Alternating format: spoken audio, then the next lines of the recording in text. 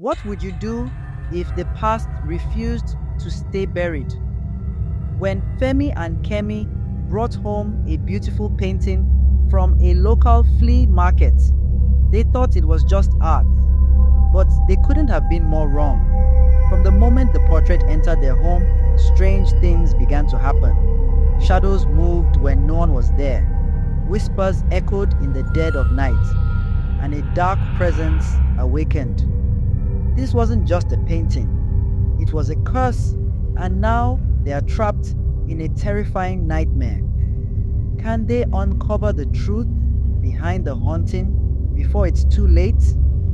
Or will the vengeful spirit of Iyabo claim their souls?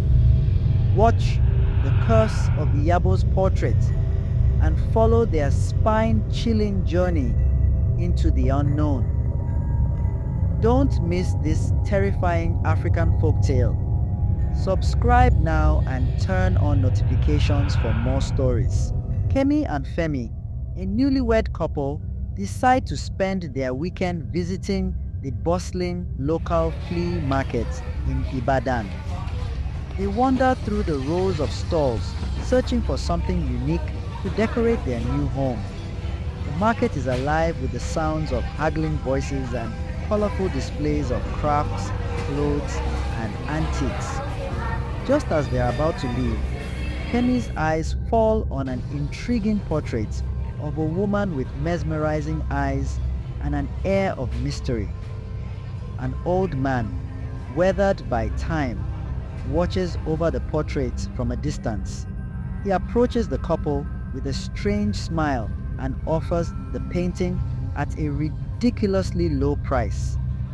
Femi is skeptical, but Kemi, captivated by the beauty of the woman in the painting, insists on buying it. As they leave the market with the portraits, the old man whispers something that sends a chill down Femi's spine, but they dismiss it, eager to see how it will look in their living room. Back at their modest home, Kemi and Femi carefully hang the portraits in the center of their living room. It seems to brighten up the space, adding a sense of elegance and character. Kemi admires the beauty of the woman in the painting, while Femi feels uneasy, though he can't quite explain why. The eyes of the woman, who the old man said was named Iyabo, seem to follow him no matter where he stands.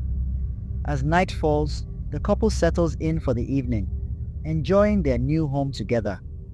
Kemi is excited about their future, and the portrait seems like a perfect addition to their growing life.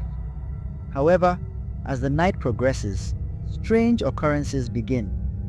Kemi feels an unexplained chill in the air, and the room seems darker than usual. She brushes it off as exhaustion from the day, but the seed of unease has already been planted. That night, Kemi is awoken by a soft whisper. At first, she assumes it's Femi talking in his sleep, but when she turns to him, he is fast asleep. The whisper grows louder, though still unintelligible, and seems to be coming from the living room where the portrait hangs.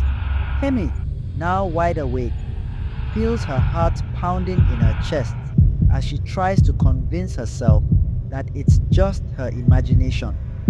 She pulls the covers tighter and eventually falls back into a restless sleep. Meanwhile, Femi experiences his own strange dream. He finds himself standing in a vast, empty room with the portrait of Iyabo looming over him. Her eyes glow with a sinister light, and he feels paralyzed, unable to move or speak. He wakes up with a start, drenched in sweat, and turns to check on Kemi. She's asleep, but the feeling of being watched lingers in the air. Femi convinces himself it's nothing more than a bad dream, but deep down, he can't shake the feeling that something is wrong. Over the next few days, Femi notices small, fleeting shadows moving around the house, always just out of the corner of his eye. At first, he dismisses them as tricks of the light, but as the occurrences grow more frequent, His unease deepens. The shadows seem to dance around the portrait, as though it is the source of their origin.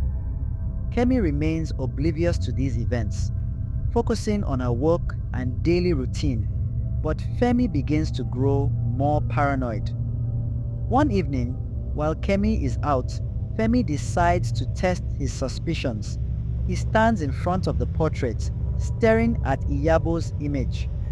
Her eyes seem to bore into him, and he swears he sees the faintest movement in her painted smile. Shaken, he steps back, feeling as though the air around him has grown colder. He tries to rationalize it, blaming his lack of sleep and the stress of settling into their new home, but the growing sense of dread is becoming impossible to ignore. The strange occurrences escalate. Items in the house begin to shift positions without explanation. Keys are found in strange places, and the television turns on and off by itself. Kemi starts to notice these oddities as well, but she brushes them off as coincidences.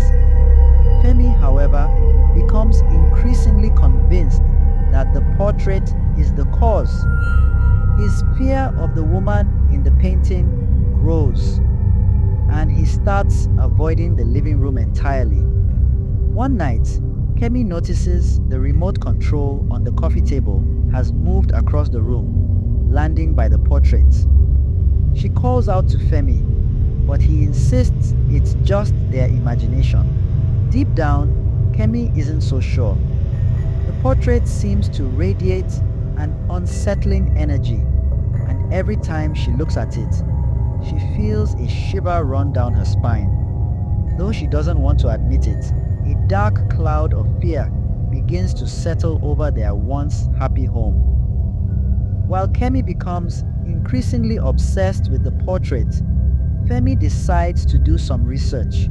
He visits the local library and digs into old records about Iyabo. After hours of searching, he finds a story about a woman named Iyabo who lived in their region over a century ago.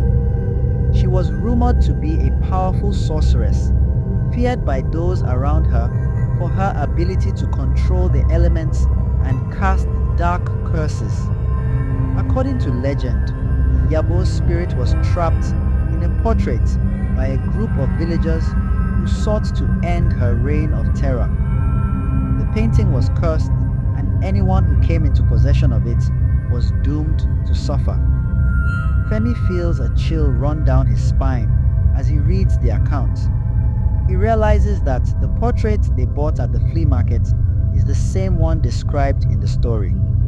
Now, with the truth in hand, he must figure out how to break the curse before it destroys them both. When Femi returns home and shares his findings with Kemi, she reacts strangely. Instead of being alarmed, she dismisses his concerns and seems oddly protective of the portrait. Femi is taken aback by her behavior, which seems out of character. Kemi insists that the portrait is just an old painting and that there's no such thing as curses. Femi, however, grows more anxious, feeling as though the woman in the portrait is tightening her grip on their lives. As the days go by, Kemi's attachment to the portrait grows stronger. She spends hours staring at it, lost in thought. Femi tries to convince her to get rid of it, but she refuses, becoming defensive and irritable whenever the topic is brought up. It's as though the spirit of Iyabo is slowly taking control of her mind. Femi knows that something has to be done, but he is unsure of how to break the curse or save his wife from the haunting influence of the painting. Desperate for help, Femi visits an old priest known for his knowledge of the supernatural. The priest listens carefully to Femi's story and confirms his worst fears. The portrait is indeed cursed, and the spirit of Iyabo is growing stronger with each passing day. The priest explains that Iyabo's soul was trapped in the painting as punishment for her crimes, but her malevolent energy can infect anyone who comes into contact with it. The priest warns that Kemi is in great danger, as Iyabo's spirit will soon possess her fully if they don't act quickly. He advises Femi to destroy the painting, but cautions that doing so will not be easy. Iyabo's spirit will resist any attempts to break the curse, and they must be prepared for a difficult and dangerous battle ahead. Femi returns home with a heavy heart, knowing that the road to saving his wife will be fraught with peril. Armed with the priest's advice, Femi prepares to destroy the portraits. He waits for Kemi to leave the house before gathering the necessary materials to burn the painting. As he approaches the portrait, a sudden chill fills the room, and he feels a dark presence closing in around him.